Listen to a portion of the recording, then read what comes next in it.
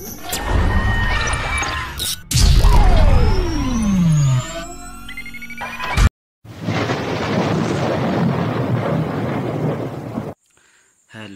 প্রিয় দর্শক বন্ধুরা, আপনারা দেখছেন Ramakrishna land survey consultancy YouTube চ্যানেলে আপনাদের স্বাগত।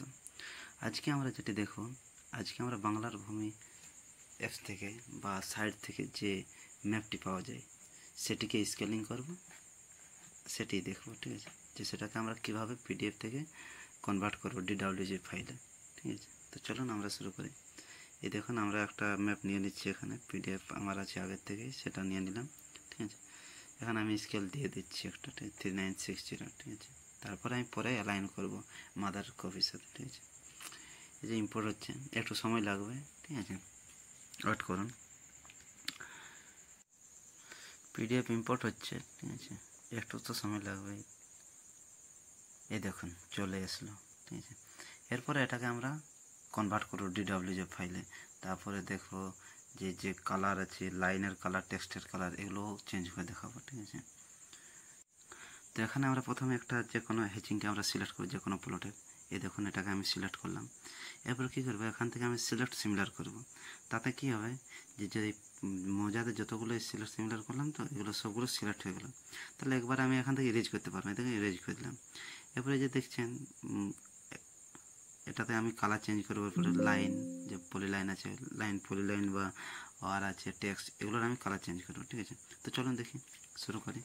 এই যে আমি এগুলো সিলেক্ট করে নিলাম, পুরোটাতে সিলেক্ট করে নিলাম। ঠিক আছে, যেটা যদি না সিলেক্ট হয় তাহলে সেটা পুরো ভালোভাবে সিলেক্ট করে সবগুলো সিলেক্ট করলেও তাদেরকে একবার আমার হয়ে যাবে।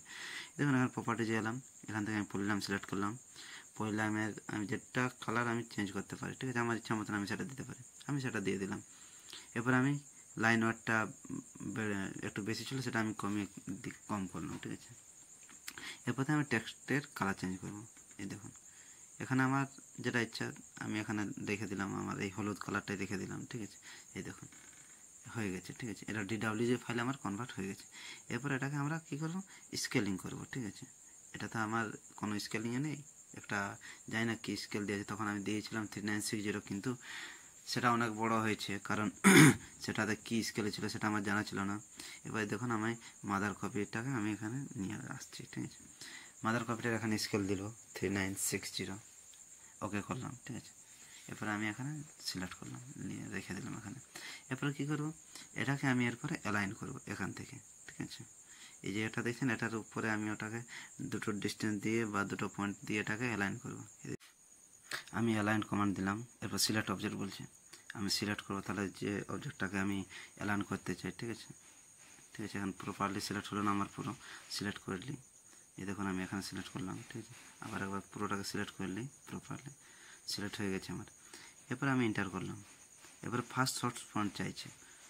ঠিক আছে, আমি এটাকে ফার্স্ট শর্ট পয়েন্ট তাহলে মেনে নিলাম, এই যে এখানে। ঠিক আছে, এখানে আমি এন্টার করলাম, এখানে এন্টার করলাম। ঠিক আছে, এরপর আমি সেই যেখানে আমি নিয়ে যেতে চাই সেই জায়গায় আমি এটাতে ক্লিক করব। তাহলে দেখিলে এখানে এই প্লটটা ওঠে, ওইখানে ওই প্লটটার কর্নারে আমি এটাতে সিলেক্ট করব। এই দেখুন, এটা হচ্ছে আমার ওই কর্নারটা। তাহলে এখানে আমি সিলেক্ট করলাম, এখানে সিলেক্ট করে দিলাম, ক্লিক করে দিলাম। এরপরে আমার বলছে এখানে সেকেন্ড সোর্স পয়েন্ট। ঠিক আছে, তাহলে সেকেন্ড সোর্স পয়েন্ট আমি এটাকে করবো। এই যে এখানে যে প্লটটা আছে 3211, একটাকে আমি করবো। ঠিক আছে, তাহলে এটা ভুল হলো, এটাতে আমার করার ছিল না, আমার ওই প্লট ওইখানে সিলেক্ট করে একটাতে নিয়ে আসবো। তো ঠিক আছে, আমি আবার করি, এখান থেকে আমি বের হয়ে যাই কমান্ড বার থেকে, আবার নতুন করে করতে হবে। ঠিক আছে, তো চলুন আবার অ্যালাইন করি। আমি এল এন্টার করে অ্যালাইন করলাম। সিলেক্ট অবজেক্ট বলছে, যেটাকে আমি অ্যালাইন করতে চাই, দেখুন সিলেক্ট করে নিলাম। এবারে ফার্স্ট সোর্স পয়েন্ট চাইছে, তাহলে এটা আমি প্রথমে দেখেছিলাম, এটা আমি ফার্স্ট পয়েন্ট ছিল, আমি সেম ওই জায়গাতে আমি যেখানে আমি নিয়ে যেতে চাই সেখানে ক্লিক করলাম। এখানে এই দেখুন সেন্টার পয়েন্টে ক্লিক করতে হবে, দেখে নেবেন, একটু ভালো করে দেখে নেবেন। এরপরে আমি এটাকে সেকেন্ড পয়েন্ট করব। তাহলে আমি সেকেন্ড পয়েন্ট, এই দেখুন এখানে এটাকে আমি তাহলে ওখানে নিয়ে যাব। তাহলে এখানে ক্লিক করলাম, এরপর ডেস্টিনেশন চাইছে, তো ডেস্টিনেশন পয়েন্টে আমি এসে এই দেখুন, এটা আমার ডেস্টিনেশন পয়েন্ট। তাহলে এখানে আমি ক্লিক করলাম, এই দেখুন ক্লিক করলাম। এরপরে এন্টার করে এখানে ইয়েস করলাম। তাহলে এরপরে কী হবে, আমার ড্রয়িংটা ওই জায়গা থেকে এখানে মুভ হয়ে চলে এসেছে, আর স্কেল দিয়েও আমার হয়ে গেছে। এই দেখুন, এটা ব্যাকগ্রাউন্ডে আছে, এটাকে আমি উপরে নিয়ে আসবো। এই যেটা মাদার কপি আছে তো, এর উপরে আমি নিয়ে আসবো। ঠিক আছে, সবগুলো সিলেক্ট করলি, প্রপারলি সবগুলো সিলেক্ট করে দেখে হয়েছে কিনা। হ্যাঁ হয়ে গেছে, এখানে বাকি ছিল করে নিলাম। হ্যাঁ সবগুলো সিলেক্ট হয়ে গেছে। এরপর রাইট ক্লিক করে এই যে দেখছেন draw order bring to front, এই দেখুন আমার ফ্রন্টে চলে এসেছে। ঠিক আছে, মজা ম্যাপের উপরে ওই DWG ফাইলটি চলে এসেছে। তাহলে এখান থেকে আমি এখান থেকে সরিয়ে নিয়ে দেখবো। ঠিক আছে, এখান থেকে প্রপার বোঝা যাচ্ছে না। ঠিক আছে, তাহলে এখান থেকে আমি কপি করে বা মুভ করে বাইরে নিয়ে যাই, তাহলে আমি এখান থেকে ভালো বুঝতে পারবো। তাহলে চলুন কপি করে সবগুলো সিলেক্ট করলাম। এই দেখুন এখান থেকে আমি মুভ করে নিলাম।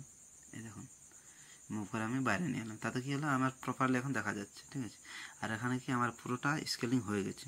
দেখুন কালারও চেঞ্জ হয়ে গেছে, টেক্সটের কালার, লাইনটিকে আমি এখান থেকে ডাইরেক্টলি KML ফাইলও বানাতে পারি।